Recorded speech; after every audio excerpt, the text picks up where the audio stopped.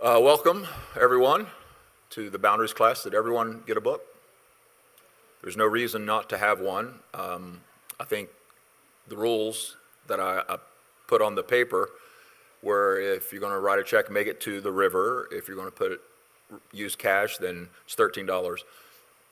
Put it in an envelope. If you're going to do it online, just put it in the general fund.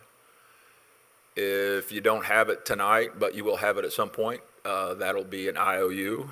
And if you're out of work and flat broke, it's a gift.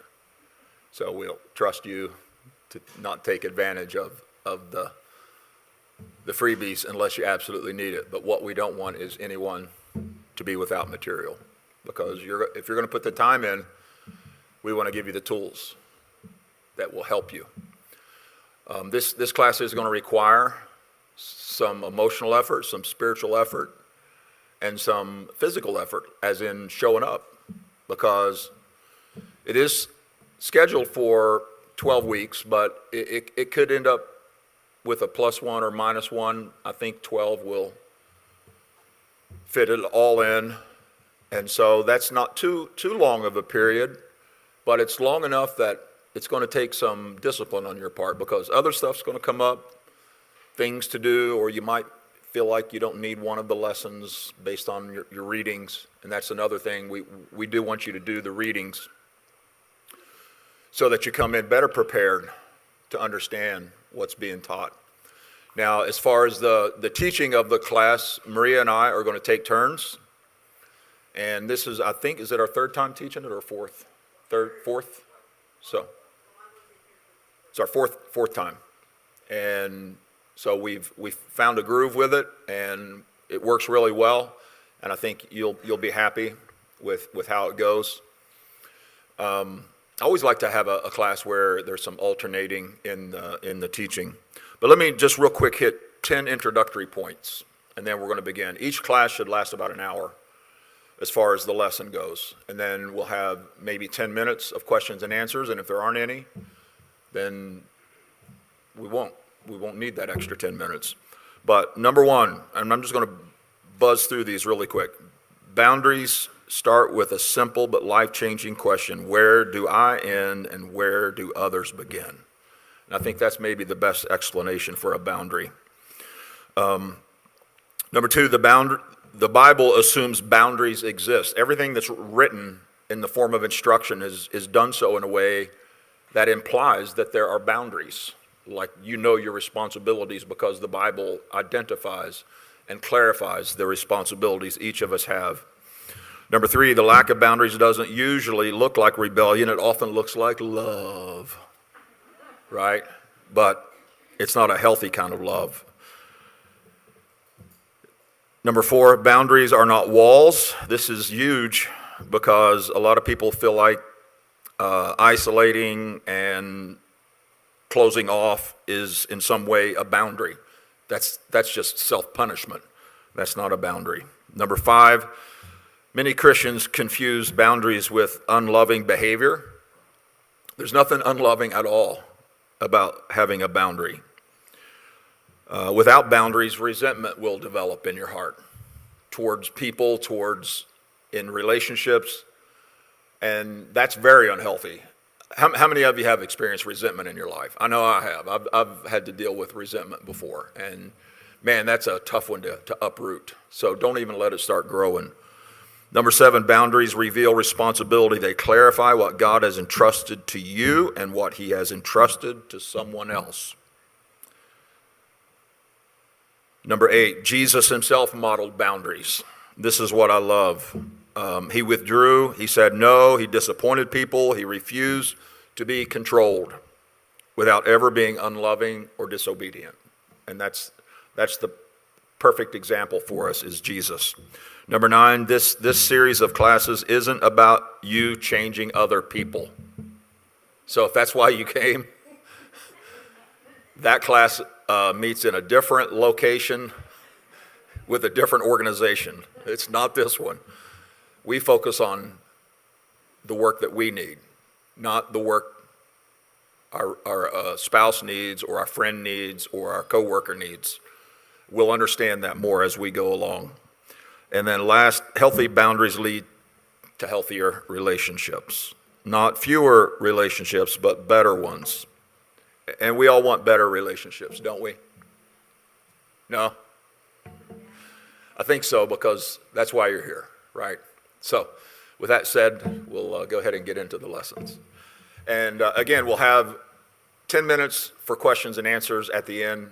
It would likely be best, unless whoever's teaching says different, it would likely be best if you have a question, just write it down if you can't remember it, but hold it till the end, because if there's a lot of interruption, it breaks up the continuity. And the chances are that the question is going to get answered if you just keep listening to the rest of the lesson. So save the questions until the end, unless whoever's teaching specifically says, are there any questions on that? And then, of course, just raise your hand, okay? Any questions? See, I just did it. Any questions about the introduction or the ground rules or how everything's going to proceed? And everybody's got a book, right? Okay, great. Well, we'll get started then.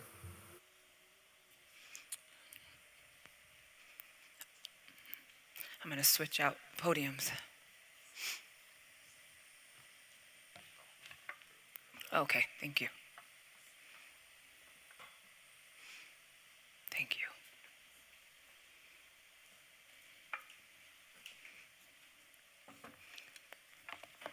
I am so excited. This is one of my favorite subjects. But I have to tell you, the very first time, and I was in my young, early 30s, the very first time the Lord began to deal with me about boundaries, I felt like God was speaking Chinese to me, literally. And it was very, very, very frustrating, even though, like, to see someone and someone's life that has boundaries was very appealing to me.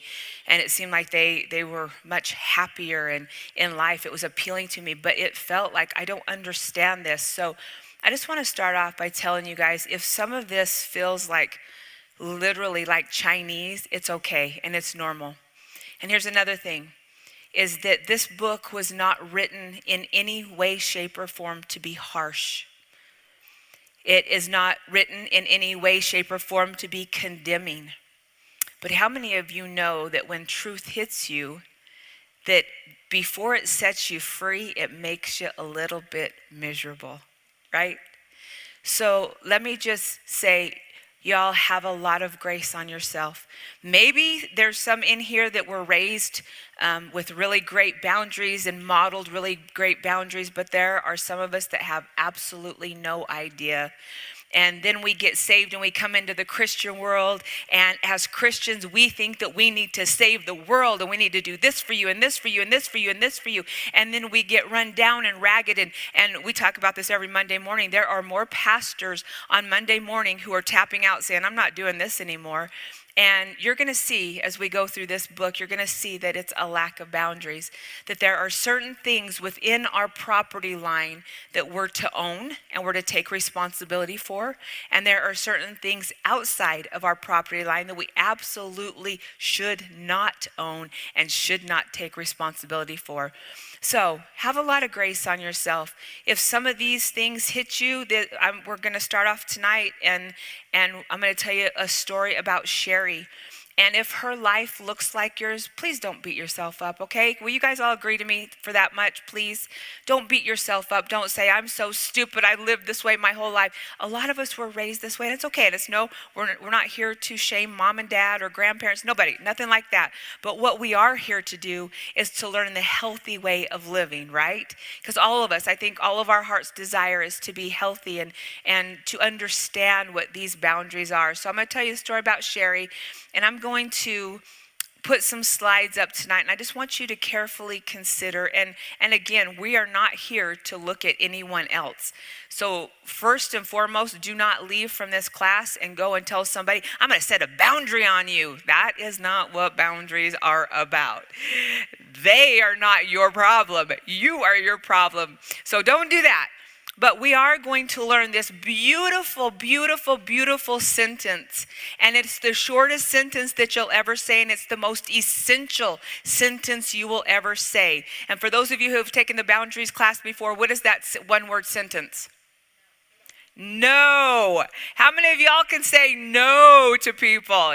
Sometimes it's the hardest thing in the world to say no, but we're gonna learn how to do that. And listen, boundaries are for love. And you'll understand that as we go through, but I want to always just say boundaries are for love, not because we despise someone, not because someone's bugging us, not because life feels out of control, but boundaries are for love. So they're very, very, very healthy.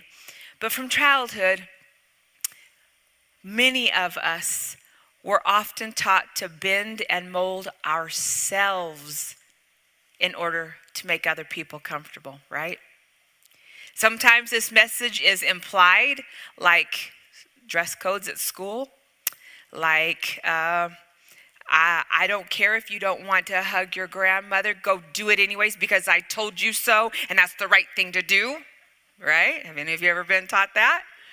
So we're gonna learn what the healthy way and the unhealthy way is, but it's no wonder that some of us find it difficult to set appropriate boundaries as we get older.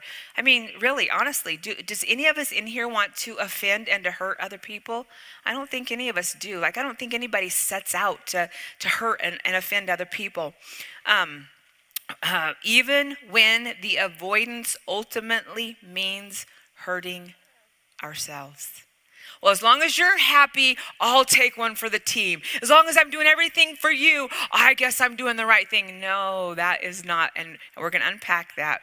But we've been taught from a young age to put the feelings of others ahead of our own needs. And we're going to learn in here the difference that God wants us to do. But to the point that many of us don't even know the answer to the question, what are boundaries and how do I set them? But we're going to learn that. In the physical world, boundaries, they're easy to see. So I did a house and I did a boundary line. Does everybody see that? Now I want all of you who have beautiful trees and grass in your yard, who takes care of those? Maybe you guys hire them to be taken care of, but that's okay. But whose responsibility is it? Should I come over to your house and should I say, listen, I think I need to plant a rose bush right here and I think I need to put a tree right there. And oh my goodness, I really need to mow your lawn. Is that the right thing to do or the wrong thing to do? So we understand in the physical world what boundaries look like and who owns. We take responsibility for our own yards, right? And it's the same thing. And this is the language that we're gonna learn. The legal responsibility for what happens on our property. But the goal is to define your intangible boundaries. So, what are boundaries? Boundaries are limits. Everyone say limits. So now I want you to think of an invisible line that you set for what's acceptable for your body, for your emotions, for your time, for your belongings, and in order to form healthy relationships. Did you hear me say your before every one of those words? Not your husband's emotions or your wife's emotions, not your coworker's emotions, not your children's emotions. Whose emotions are you responsible for? Okay. Body. Not for your husband or your wife's body. Not for your coworker's body. Whose body are you responsible for? Okay. Belongings and on and on and on and on. So these are not rules. Let's just get that. They're not rules about how someone else should act or conduct their lives. And I know you guys, we want to do this. Like, we know you ain't acting right. Just stop that. That ain't acting. That's not your business. Whose business is it? Who do we need to say who is acting right? Only ourselves. Okay, got that. So boundaries help someone establish their needs and put them first instead of leaving them on the back burner in order to please others. So let me just give you a few examples. Saying no to hanging out with friends. I know that it is so hard when people are like, come on, man, you promised you'd go with me. Can't you just go with me? And you've had an exhausting work day, and you know that you have stuff to do at home, and you know that there's responsibilities that need to be taken care of the next day. It's so hard to say no. But doing the right thing, having a boundary for your own time, sometimes requires you saying, no, I can't do it this time. Another example, refusing to converse until someone stops yelling. I think we all think, well, we're Christians. We just need to put up with someone yelling at me. We just need to put up with someone putting me down. We just need to no, who gets to control who's in the room? We get to control that, right? And I cannot be in the room if someone's yelling at me. Next one, asking for your computer back after you let someone borrow it. I cannot tell you how many times people will come to me and say, well, I let them borrow it, but I can't go ask for it back. Well, why not? That belongs to you. Ending an unhealthy relationship. This one's hard, isn't it? Ooh, especially as Christians, man, we want to just give people grace and grace and grace and grace and grace. And at some point, you have to decide for yourself, is this a right relationship or is this a wrong relationship? Next one, choosing not to participate in an activity for spiritual reasons. Pastor David was telling me about this place, I think it was in New York, and they refused to make somebody a certain type of cake, and it was taken all the way to the Supreme Court, which they won. But at some point, you guys, if you have a boundary for a spiritual reason and someone wants you to cross that, like, hey, just go to the bar with me, and you're an addict and you know that's not where God wants you, the most appropriate thing you can possibly say is no. And I'm not saying that that if you have the liberty to do that. But I'm saying if it's something that God has convicted you about, it's okay to say no to people. So I want to start with this question for you to ponder. I'm going to be asking you questions all along. But are you in control of your life? We're going to learn when to say yes, and we're going to learn how to say no. All right, we're going to get rolling. This is the very first chapter. You don't have to follow along with me if you don't want to, but you're certainly welcome to. I'm just going to tell you the story of Sherry. And for all of you ones that don't sit through the movie but go and Google the end of the movie, this book starts with Sherry's story, and then it goes to after she's learned boundaries, and it ends with Sherry's story. So for those of you that don't have the patience to wait, just letting you know that. But here we go. 6 a.m. and Sherry woke up from her sleep. She had had very, very, very little sleep. And her very first thought was, say it. Oh, man.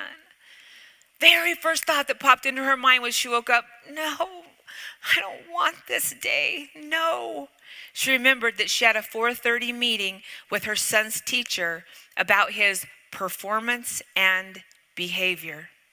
Her little boy, Todd, he was in 3rd grade, and he couldn't keep still and listen to his teachers. He didn't listen to his mom and dad either. Todd was a strong-willed child, and his mama didn't want to quench his spirit. Bless his little heart. Putting that to the back of her mind, she jumped up and she jumped into the shower where her mind began functioning, and she began to think about all that she had to do that day. Todd, her little boy was Todd, who was 9, and she had a little girl named Amy who was 6. It was a handful. Having these 2 kids was a handful, and on top of it, she had a full-time job. So she had a fixed breakfast. Here we go. We've got to get this done. We got a fixed breakfast, pack 2 lunches, finish sewing Amy's costume for her school play, and all of this before the carpool picked them up at 7:45. Can you guys feel the pressure on her? Her mind then went to the night before when she had planned on sewing the costume. So she had planned her time the night before to sew Amy's costume. I want you guys to pick up on this, okay? Pick up on these small things.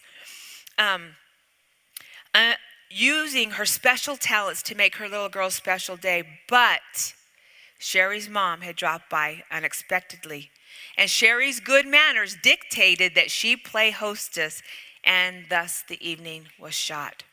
Sherry tried to tell her mom, while she loved her surprise visit, that she needed to sew while they visited, and Sherry immediately knew what was coming.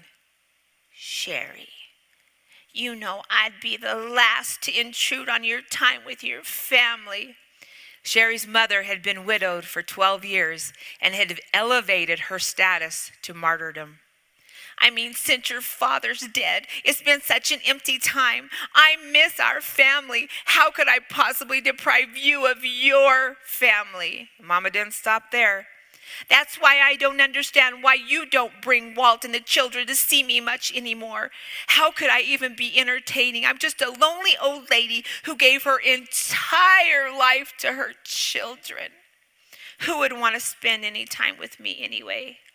You guys see any manipulation in that? Okay, all right. And what happened? Sherry quickly jumped in on the emotional dance. Anybody see a lack of boundary here? Okay. They'd been dancing this dance for years. And she says, no, Mom, that's not what I meant at all. I mean, it is so special having you over. Goodness knows with our schedules, we would love to visit more, but just haven't been able to. That's why I'm glad you took the initiative. Here's the next one. Sherry was lying. Anybody see a boundary problem here?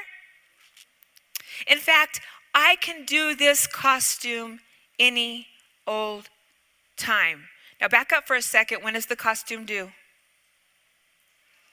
Tomorrow morning before baby girl gets on the bus at 7:45 a.m.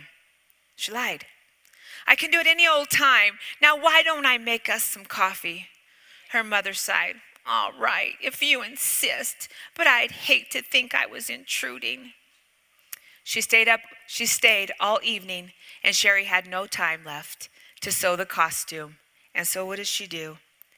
She reasoned it away, thinking, well, at least I've made her lonely day a little bit brighter. Then a pesky little voice of reason said, if you really helped your mama, then why was she still talking about her loneliness when she left? What a novel thought, right? She just ignored that thought, and Sherry went to bed.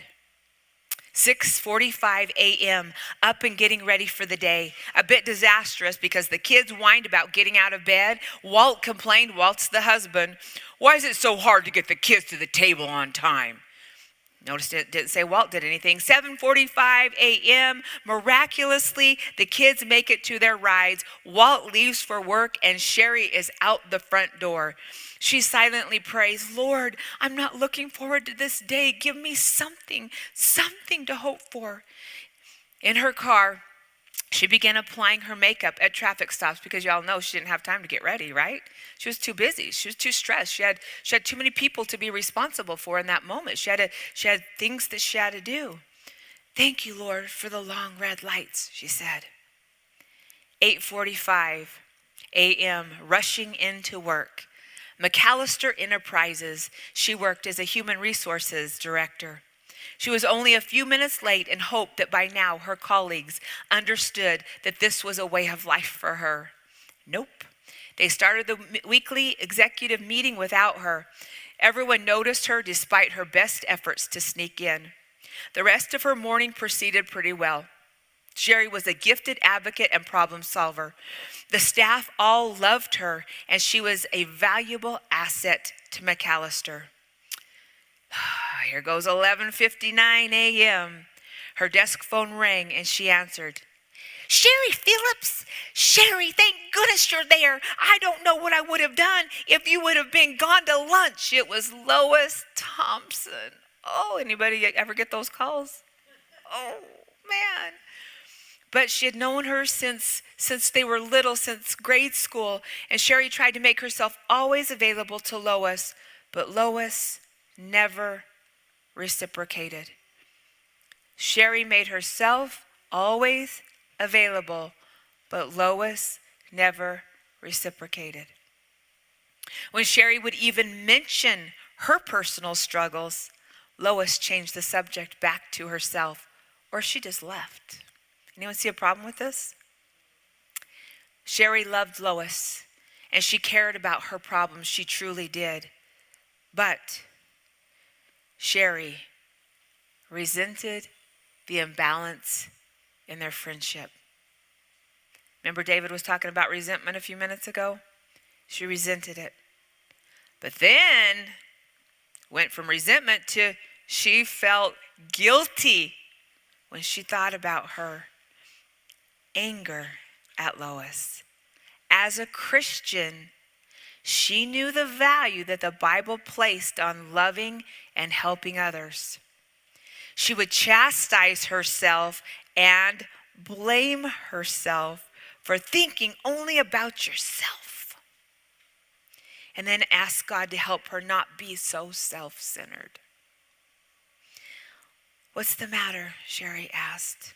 Lois gave her a rundown of the kids and the husband and the vehicle, and Sherry thought it sounded just like Sherry's everyday life. And then again, what arose? Resentment arose again. But she wasn't going to show up because she's a good Christian girl, so she can't show that she's just going to shove that resentment all the way down. Lois gave her a rundown.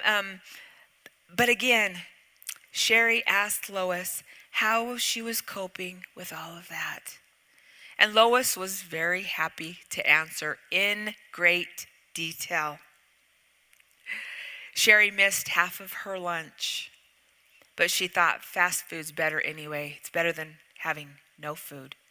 Whose lunch did she miss? Oh, she didn't miss Lois's lunch? Okay. Sitting in line, waiting for her fast food, Sherry began thinking, if all of my listening, consoling, and advice had made a difference over the past years, maybe it would be worth it. But Lois makes the same mistakes now that she made 20 years ago. And Sherry asked herself why she did this to herself. Who was owning Lois's problems? Did Lois's problems belong to Sherry? Okay. 4 p.m., Sherry was on her way out of the office to her dreaded parent-teacher meeting when her boss, Jeff Moreland, flagged her down. Glad I caught up with you. Listen, I'm in a time crunch. I just emailed you a draft of my presentation for next week's board meeting. All I need is a little rewriting and editing. And I need to distribute it to the executive team for a preliminary review tomorrow. But I'm sure a quick turn will be no problem for you. Sherry immediately panicked. She estimated the time investment to be a minimum of 5 hours. What time was it again? 4 p.m. in the afternoon.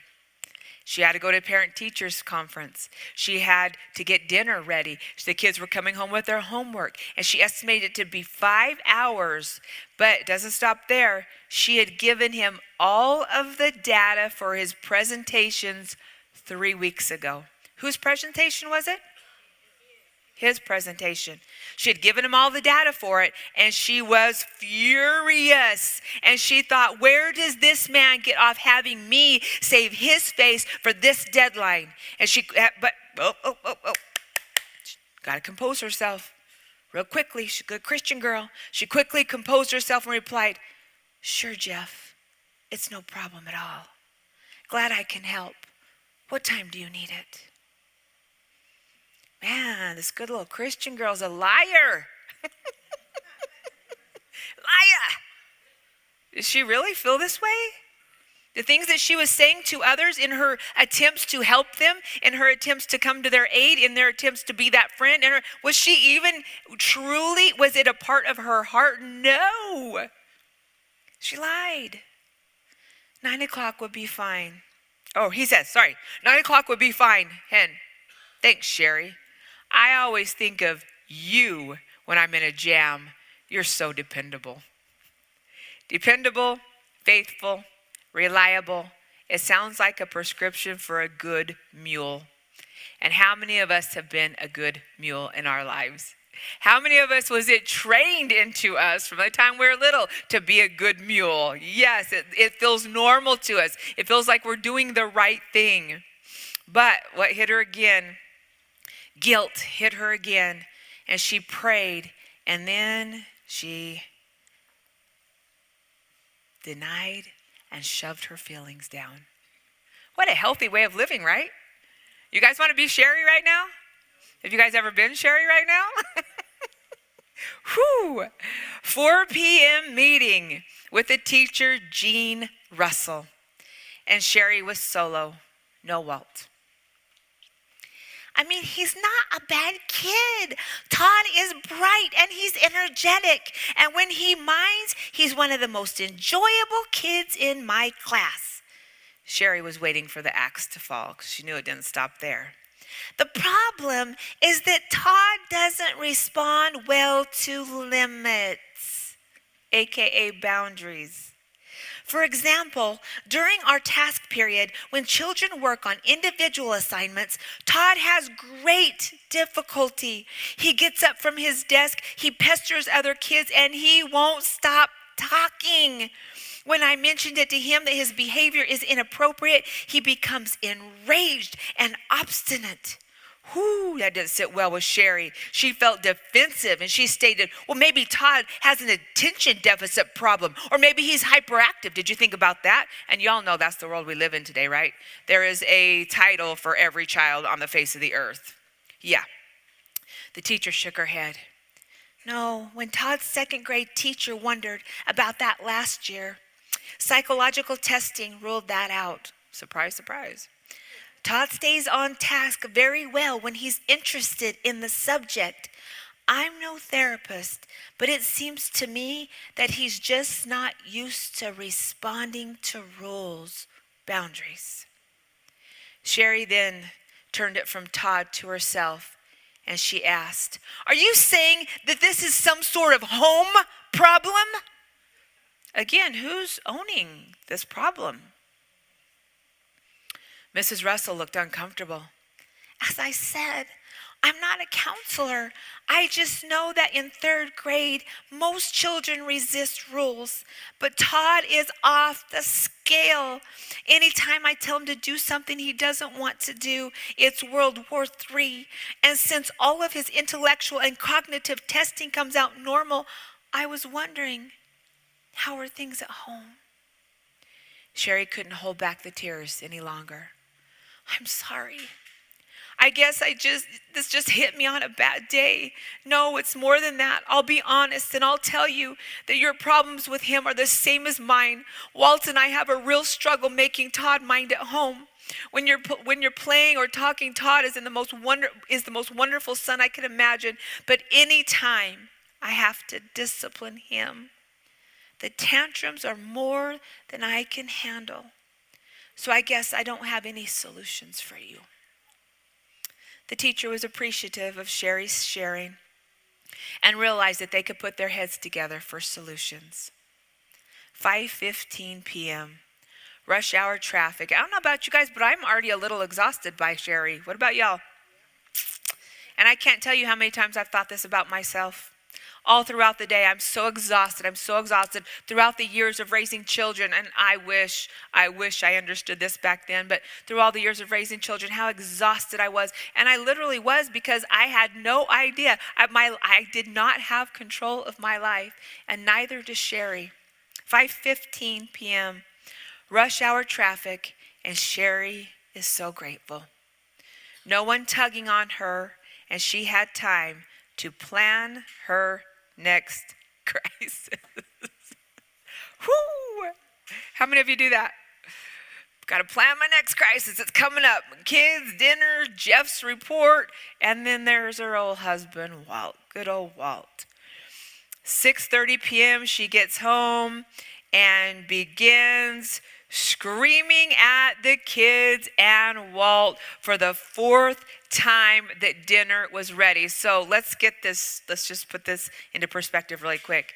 Had a horrific day, gets home, stressed out, but hustles to make dinner. and then yells 4 times for them to come and eat the dinner that she had just cooked.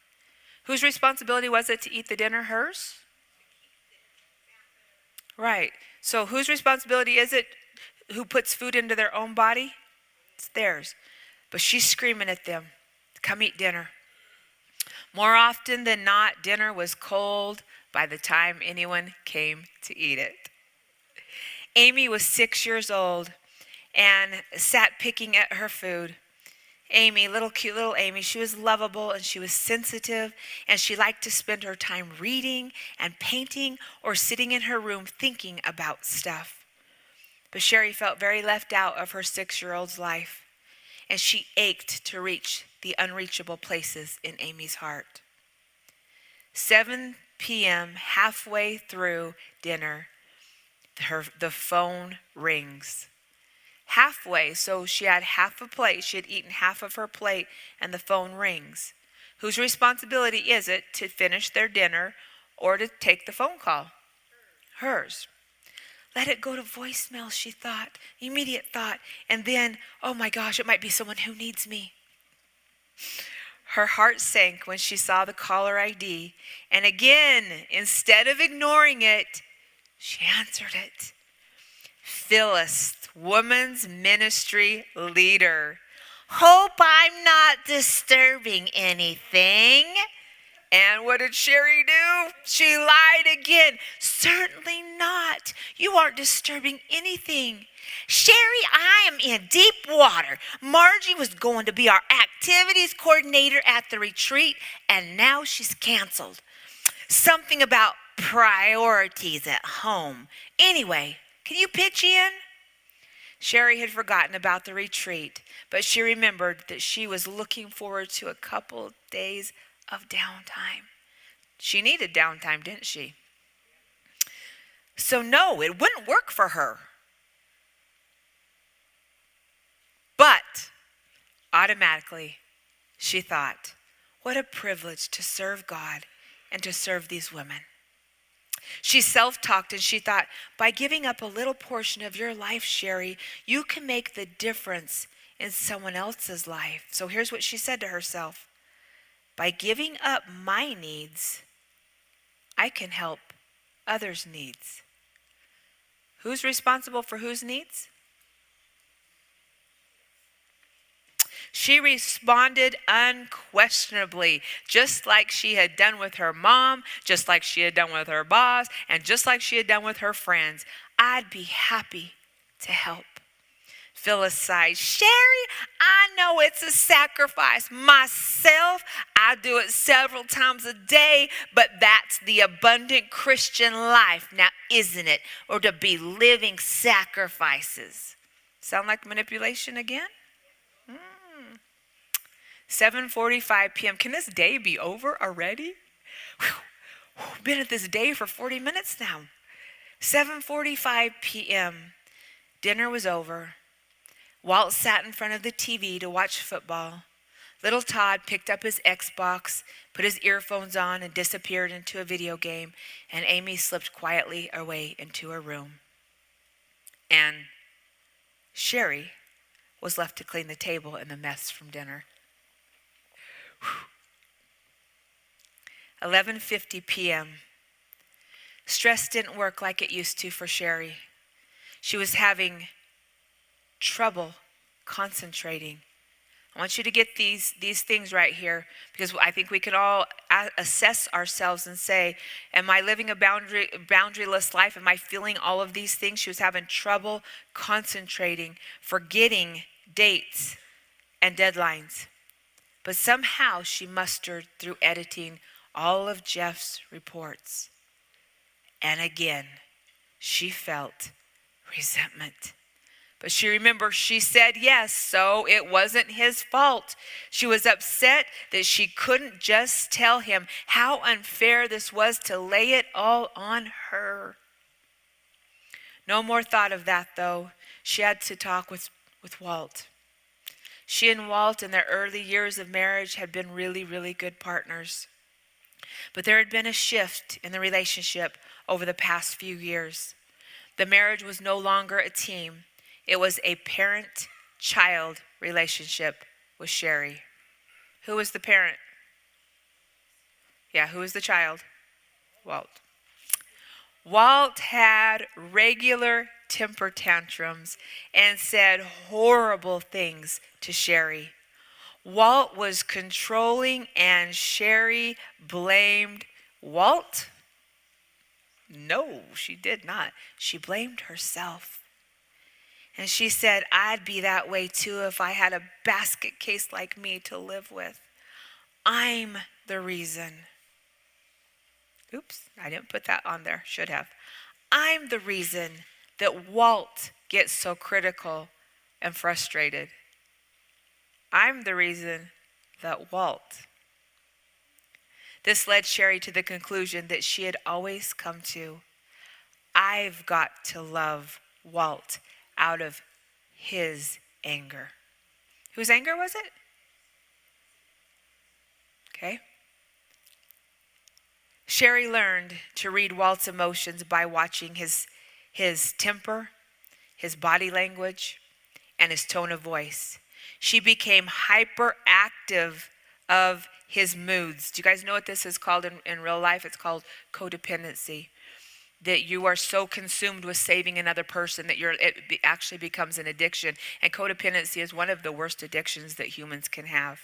And a lot of it stems back from you don't know what you're responsible for and what you are responsible for. And let me just tell you, just side note this really fast. In the church world, love and codependency look much the same. But the core, if you get down to what the heart is of each of them, they're much different. And we'll learn that as we go through this book. So just know that she had taken on full codependency at this time. She was responsible for every single person in her life's everything. She'd take responsibility for your attitude. She'd take responsibility for you're this and you're this and you're this. And this is the life of a very, very, very unhealthy, miserable woman who had in her heart and in her mind, he told us to what her mind was thinking. In her mind, she was thinking, I'm doing the Christian thing, but she was never getting down to the motivation of why she was doing all this. And at the same time, let me just tell you, people who are trained to take responsibility for others, they naturally think that means others are going to take responsibility for them. And when others don't come along and take responsibility for them, it devastates them. And then they say, nobody loves me, and they act like the martyr, like her mama actually did. So it ends up being a vicious cycle. That's why we've got to learn boundaries. We've got to learn to be healthy. But she had learned she was hyperactive of his moods, what things would set him off and what things would make things peaceful. Lateness would set him off. Disagreements. She wasn't allowed to disagree with him under any way. Or her anger. If God forbid, she was ever upset, he would go off on her. But as long as she was quiet and agreeable, things went well. Anybody see a problem with this? She would then immediately backtrack and come around to his point of view. Did I put that one on a slide? I don't know. Yep, I did. She would immediately backtrack and come back to his point of view, holding her tongue and apologizing for being so hard to live with. And then she would do special things for him just to show that she was really sincere. None of these lasted because Sherry was dead tired of trying to soothe Walt out of his temper tantrums. So he stayed angry longer, and his anger isolated her more from him. Her love for her husband was eroding. Things needed to change, didn't they? Things drastically needed to change. They needed to rekindle the flame of their first love. So Sherry walked into the living room and asked Walt if they could talk, but he didn't answer her. She moved closer to him and she realized that he was dead asleep. She turned off all the lights and walked into her empty bedroom. 11:50 p.m. Lonely and exhausted, she opened her Bible and she turned to Matthew 5:3-5. And it says, blessed are the poor in spirit, for theirs is the kingdom of heaven. Blessed are those who mourn, for they will be comforted. Blessed are the meek, for they will inherit the earth.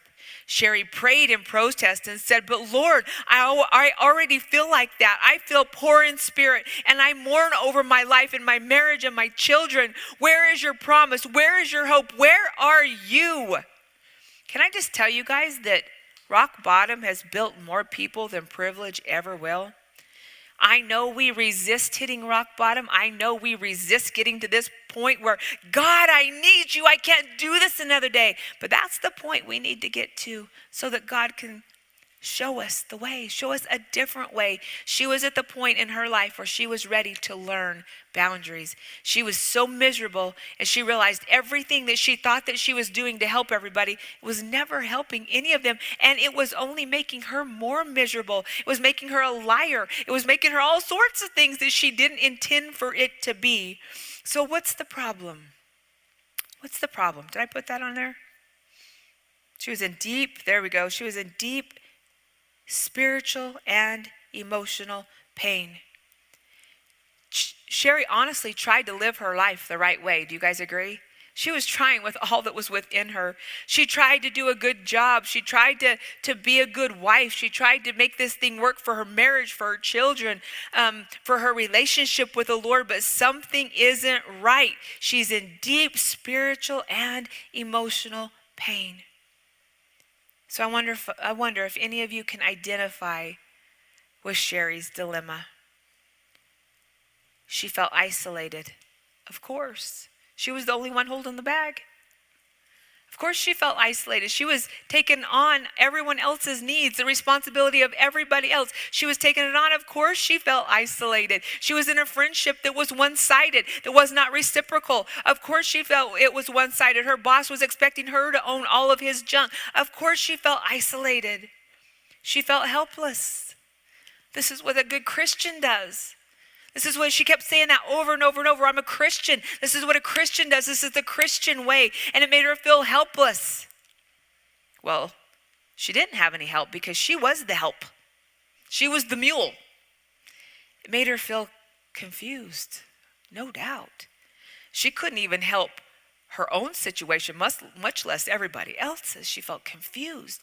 And in her mom showed up one way and her mom left the exact same way. Of course, that's confusing. Her friend would call her over and over and over and over and over and come into the talk, the conversation one way and leave the exact same way. Of course, she felt confused. Her son was acting out at school and acting out at home. Of course, she felt confused. Her marriage was falling apart. Of course, she felt confused. Her little girl was isolating into her room. Of course, she felt confused. She felt guilt. Man, what am I doing wrong? What am I doing wrong? My whole life is falling apart. I'm trying from morning to night, from these long hours. I barely get any sleep, and I'm trying, and I'm doing nothing right. She felt so much guilt. She sensed that her life was completely out of control. Was it? And yet she was controlling everybody else's life. Isn't that funny how we do that? Our lives can be completely falling apart, but I'm going to go help you, and I'm going to help you, and I'm going to help you with your crisis, and I'm going to help you. All the while, she's deteriorating bad. You know, as miserable as her family was, as miserable as people were around her, she was the most miserable of all of them. They at least had somebody to dump on. She had nobody. Can you see a few things that aren't working for Sherry? She's trying her hardest. So you can't go say to Sherry, and I know you all have had people say this in your life, you just need to try harder. Well, in my estimation, you're not trying very hard. What's wrong with you? She was trying with everything that was in her. She spent lots of energy on trying. She tried to make things successful and meaningful. Listen, this lady is not lazy. So you can't say to her, you're just lazy. Try a little harder. No, that's not the answer. Being nice out of fear was not working for her. Being nice out of fear of someone's reaction, it's not working for her. Her people-pleasing efforts would never bring about intimacy. And I know we think, well, if I please everybody, that it'll bring them closer to me. No, it will not. People pleasing is never the answer, ever the answer. And taking responsibility for others definitely was not working for Sherry. She was a master of taking care of people's problems, of taking on their feelings. But Sherry feels like her life is a miserable failure. Sherry's unproductive energy, fearful niceness, and over responsibility point to her core problem. Sherry suffers. Did I put this? There we go. Sherry suffers from severe difficulty in taking ownership of her own life. Genesis 1:28, in the Garden of Eden, God told Adam and Eve about ownership. He said, be fruitful and increase in number. Fill the earth and subdue it. Rule over the fish in the sea and the birds in the sky and over every living creature that moves on the ground. We are made in the image of God. We are created to take responsibility for certain tasks. And part of taking responsibility, y'all, is knowing what is our job and what isn't. And that's what we're going to learn in this book. A lot of times we can have people can even say the right Christianese words, and we overtake responsibility for something that is not ours. We're going to learn what those things are. Workers who constantly take responsibility and duties that aren't theirs will eventually burn out. If you take on responsibilities that are yours, you will burn out. It takes wisdom to know we cannot do everything. I know in the society we live in today, they tell you that you are something if you can do everything. And that is just not the case. God didn't create all of us to do everything. Otherwise, we'd never need God, y'all. And we wouldn't need one another. I know all of us are walking around trying to be a head and trying to be fingers and trying to be arms and trying to be legs and trying to be the torso and trying to be and trying to be and trying to be and trying to be until we're burned out and our lives are miserable. And God is saying, I need you to take responsibility for what I made you. Sherry had great difficulty in knowing which things were her responsibility and which things were not. And I will tell you guys, if we were all honest in here, I would gander that a lot of us have that trouble. What is my responsibility, God, and what is not my responsibility?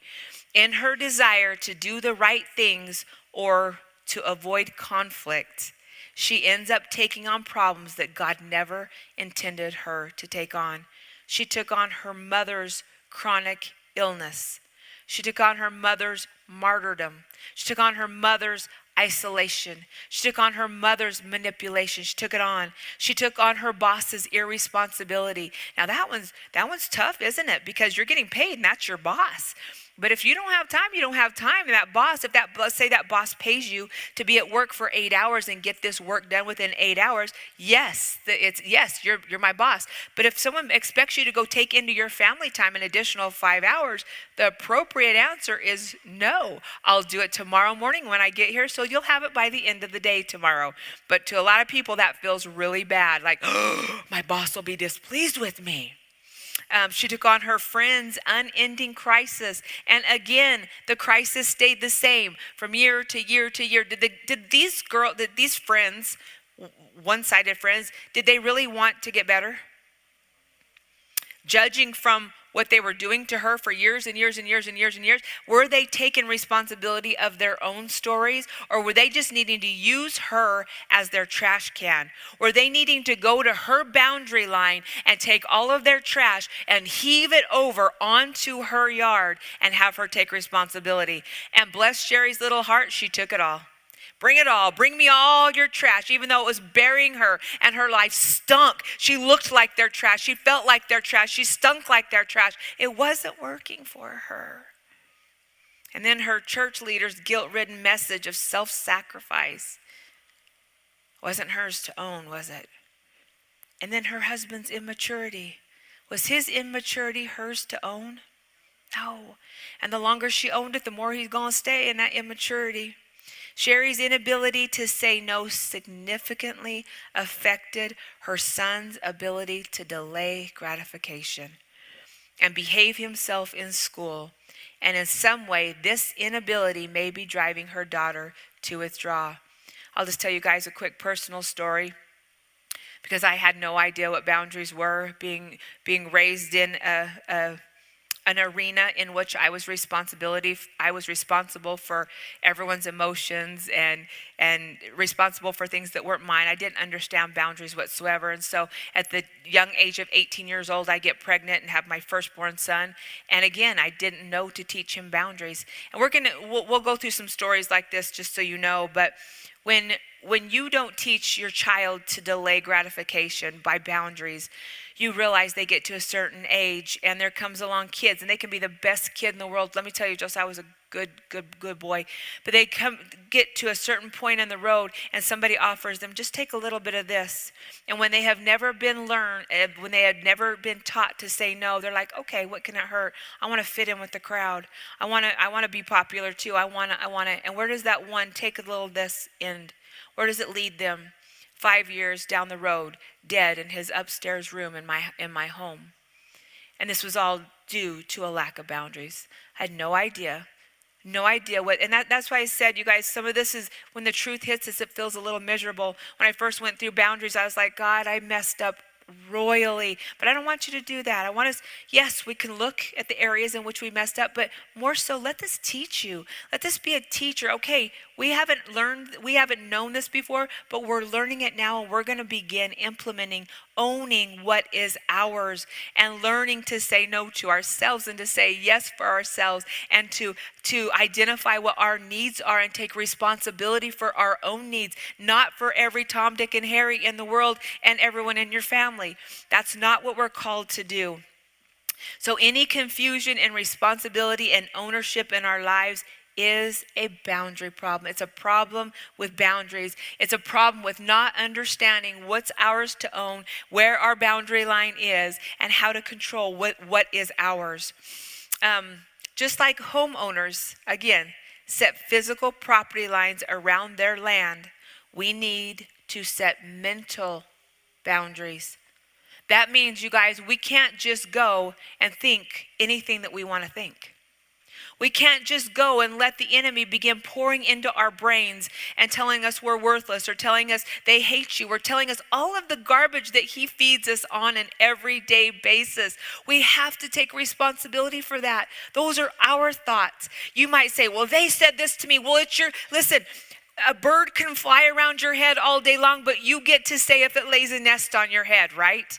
And that's how it is with our thoughts. That's how it is with our mental arena. We have to take responsibility for our mental, for our thoughts, for our physical world. Take responsibility for that, for our bodies. Each of us are responsible for our bodies. And I know it's the hardest thing in the world to say no to that scoop of ice cream. It just is. It's hard.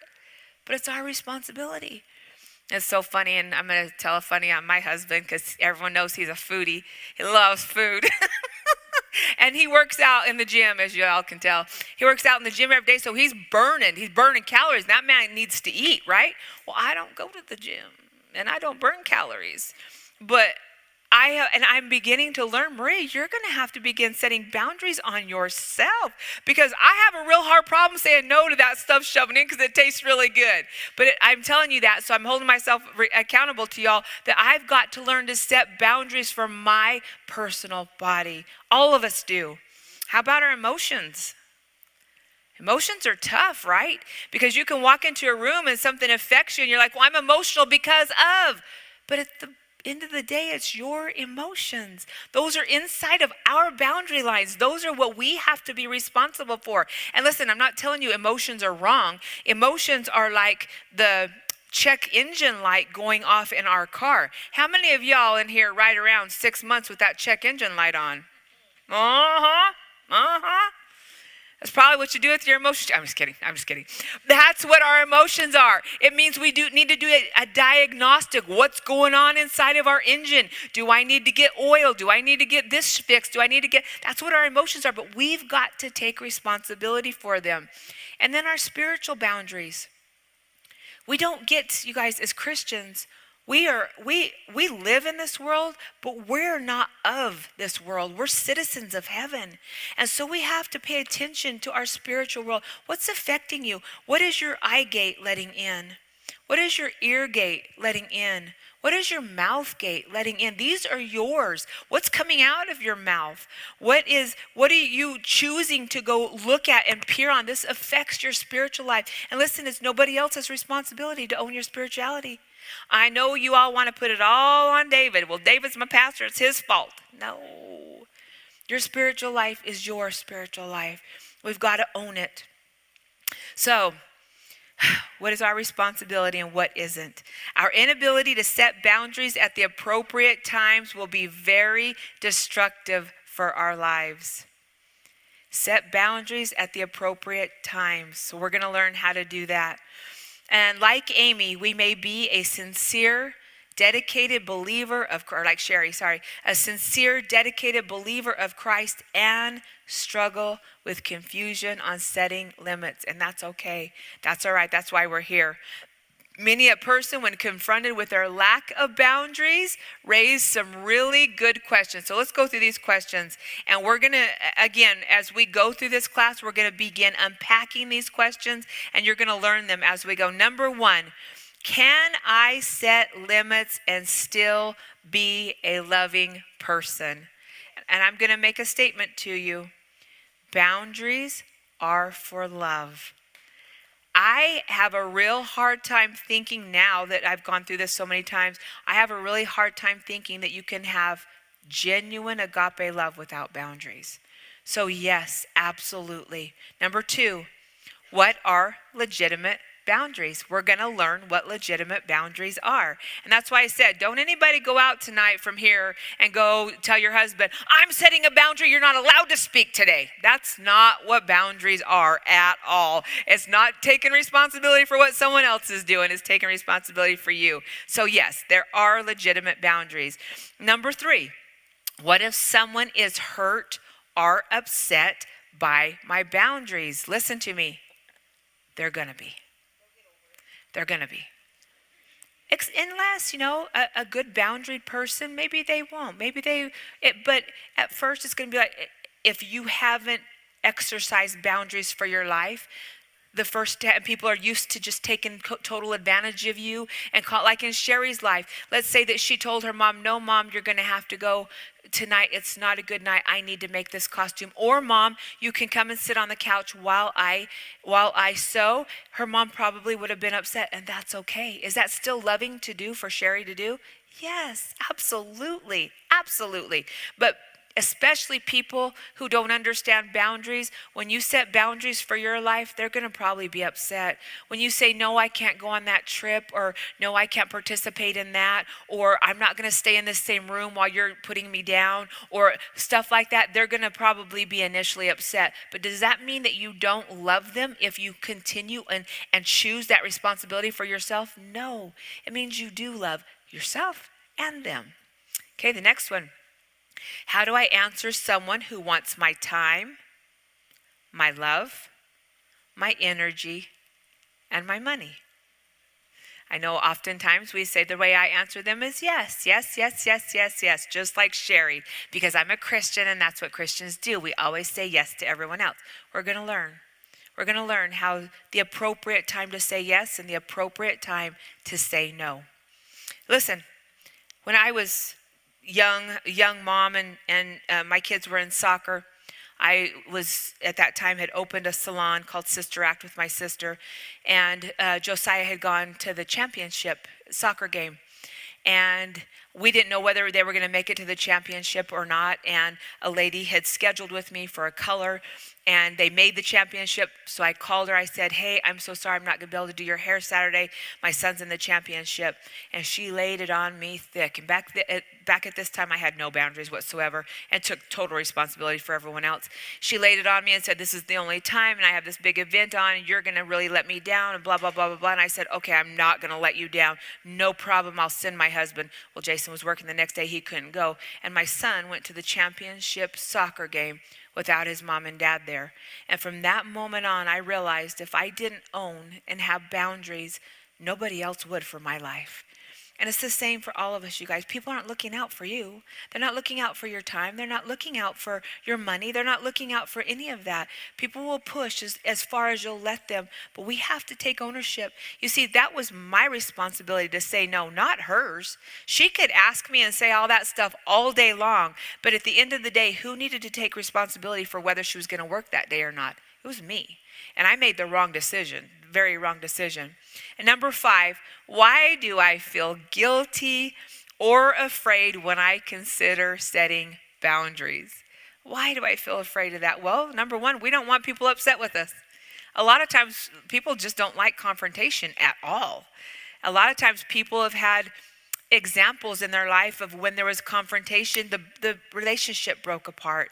You know, there's so many reasons that we're afraid, and yet it's the healthy thing to do. So sometimes we just have to do things afraid. And even as the Lord begins, as we're going through this book, and the Lord begins to give you some areas in which you need to take responsibility, and you feel the feelings of fear, I'm just going to encourage you, obey whatever God tells you to do.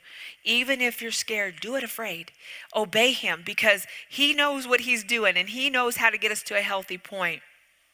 Number 6, how do boundaries relate to mutual submission within marriage? That's a really good chapter. That'll be fun to unpack. And then number 7, aren't boundaries selfish? Absolutely not. See, a couple of these girls already got that one word sentence. No. So misinformation has led to much wrong teaching on boundaries. And many clinical psychological symptoms find their roots in a conflict with boundaries. Are you ready for the symptoms?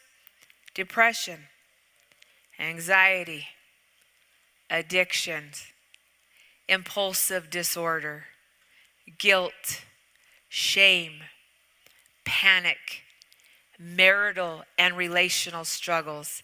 So this class, y'all, is going to present a biblical view of boundaries. It's going to tell us what they are, what they protect, how they're developed, because you realize that you may do great tomorrow, and you may own your time. Let's just take time for a minute. You may own your time tomorrow, but just know that muscle that you haven't used for a long time is very weak. So the next day you're like, oh, I'm going to give my time to everybody. So we've got to develop it. We've got to learn how to live with boundaries. And if you fail and don't have a boundary one day, it's okay. Get back up and practice again. We're developing this muscle, this boundary muscle. We're going to learn how they are injured. We're going to learn how to repair them. Oftentimes, our boundary lines, somebody has come and plowed over, and we've allowed them to plow over our entire fence. We're going to learn how to repair them, and we're going to learn how to use them.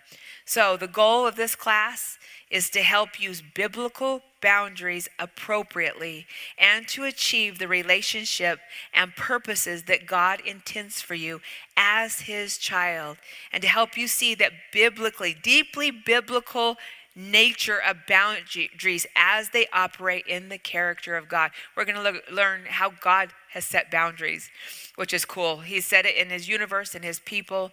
So I am super excited. This is David and I have done, 3 or 4 or 5 different books, and this is one of my absolute favorite classes. It's brought a lot of benefits. I'm excited for all of us to learn this together, to learn this language. How many of you took a foreign language in high school or college? Did you pick it up the first day you went in? Okay, good. I'm glad to know that. How long did it take? Okay, all right. Did you practice it? Have you continued practicing it? Okay, right on. So just know it's going to take a little bit of practice. It's going to take a little bit of effort. And also, if the truth is making you feel miserable, it's okay, because after misery comes freedom. It'll set you free. So let it show you. Let it be a mirror for you, not your spouse, not your children, not your boss, let it be a mirror for you. Does anybody have any questions? Not all at once, just one hand at a time. Does this feel challenging to you? This story made me anxiety. Anxiety, yes, agree. I think that's such a good point because a boundaryless life looks like total anxiety. Yes.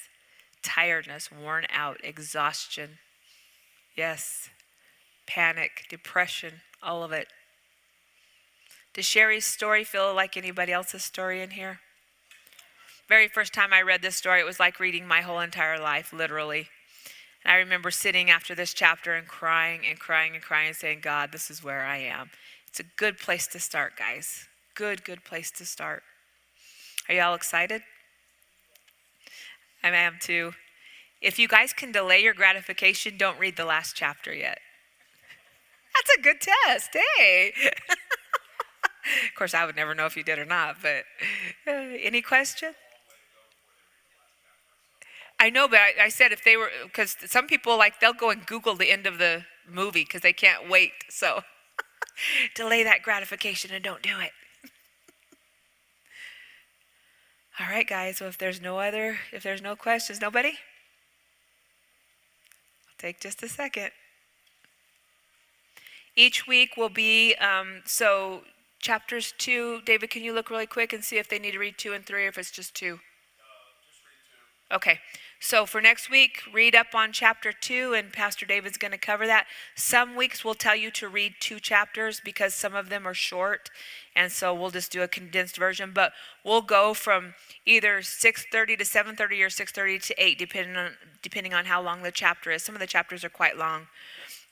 Feel free to write all over your books or to take notes or whatever you want to do.